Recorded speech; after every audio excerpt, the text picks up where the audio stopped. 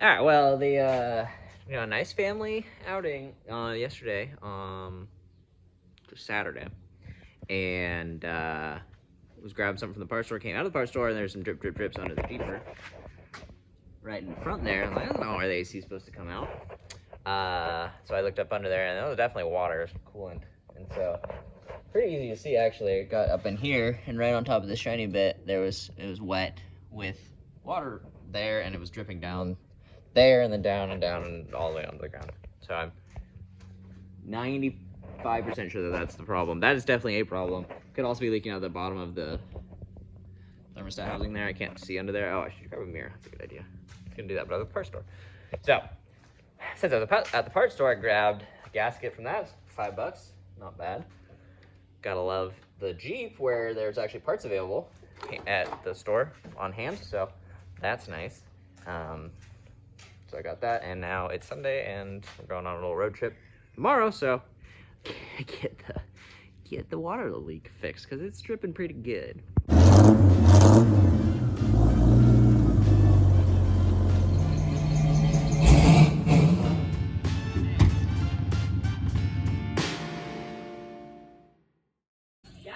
I got that thing, whatever, temperature thing off. I realized I need that gasket. That's out of the way. Unbolt that. So now I think I'm belt tensioner and that stuff, and we're good.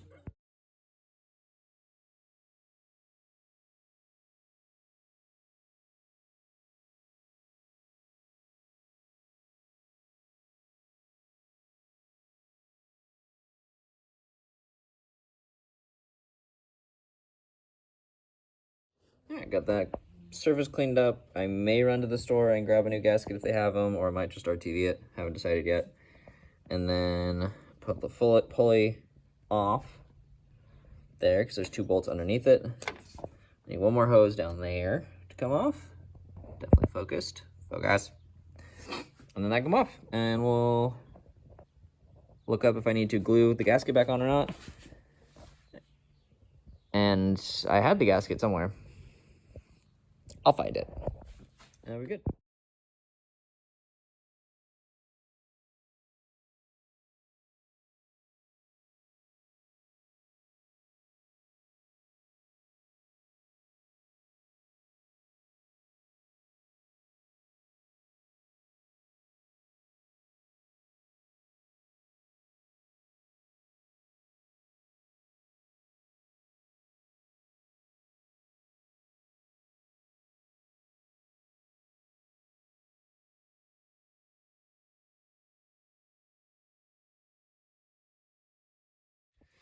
All right, got the water pump out. Goes in that hole down below. That's crazy. That's a. So it's got the impeller here, and this sits inside the engine, and this was going like this. Is how it's at. Up here is where it was leaking, I believe. And that sits in that hole there. And that is a piston skirt. So that's crazy. There's just coolant right up against a piston. It's kind of neat. That's kind of neato. Yeah, okay, and so he didn't actually put a paper gasket on here. He just RTV'd it. Interesting. Okay, well, we'll put a paper gasket on here, and I might also RTV it. And, yeah. So I'm going to get that surface cleaned up here and on the block, and get prepped.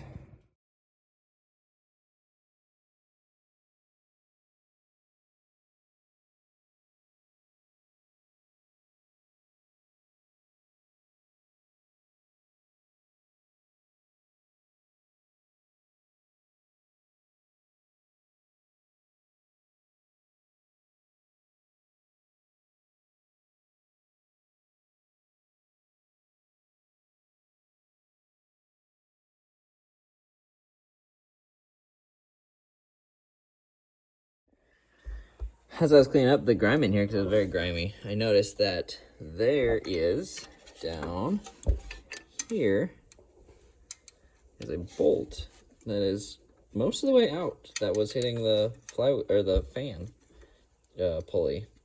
there, the crank pulley. So that's interesting. I don't know if you can see that. You probably can't. Right there. So that, I'm just going to tighten that back in. I guess I should double check for the random loose bolts, but that's interesting.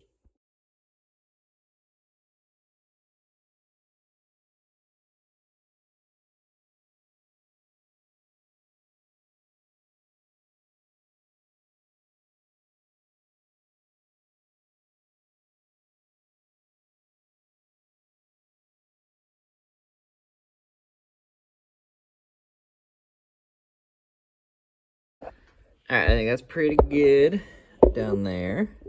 I need to figure out how to get some of that coolant out of there because I keep getting it splashed on, but I think it's scraped pretty clean. RTV's off. I think up here is pretty good too, so I'm going to go clean off thermostat housing, and this guy, which is just basically a scratch off, so I think I can do it with my fingernail.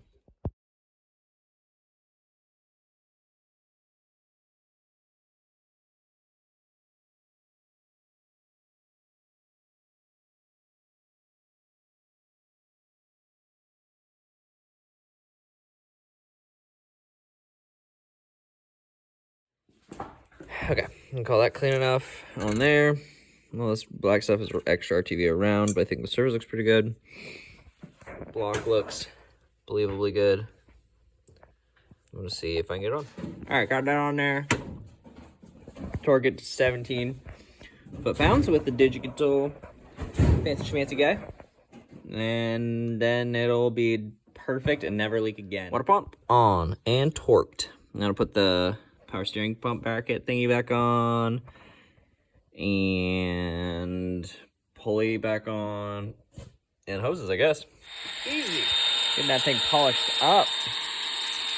It's an 80 grit nubbly sander thingy. The green's 50. 50. Sweet.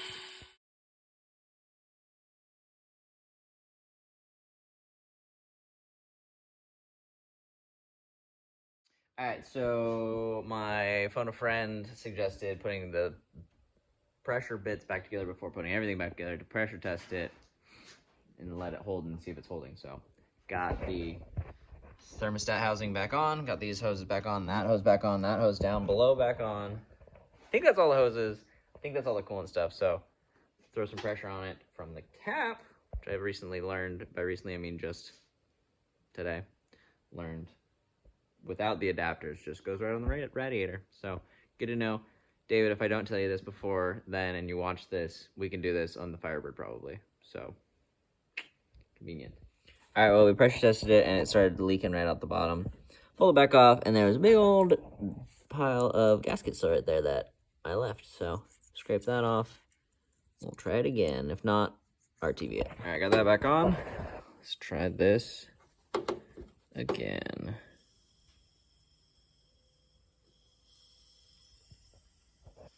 It's quieter. Not immediately sizzling.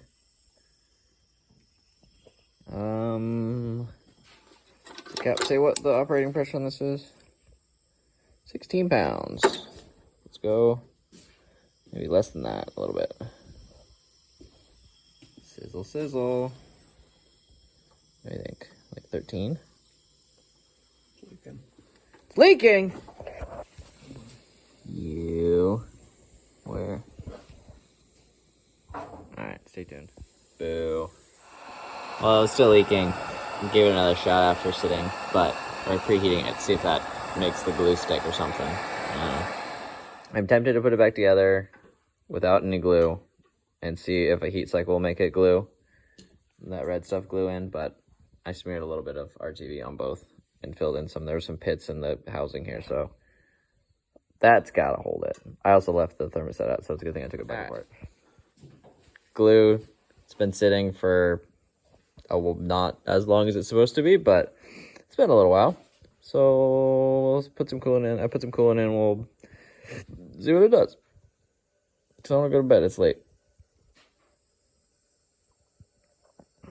Which, if it doesn't work, then I'm gonna regret that decision. But it's fine. Oh, it's quiet. It's quiet where it wasn't before.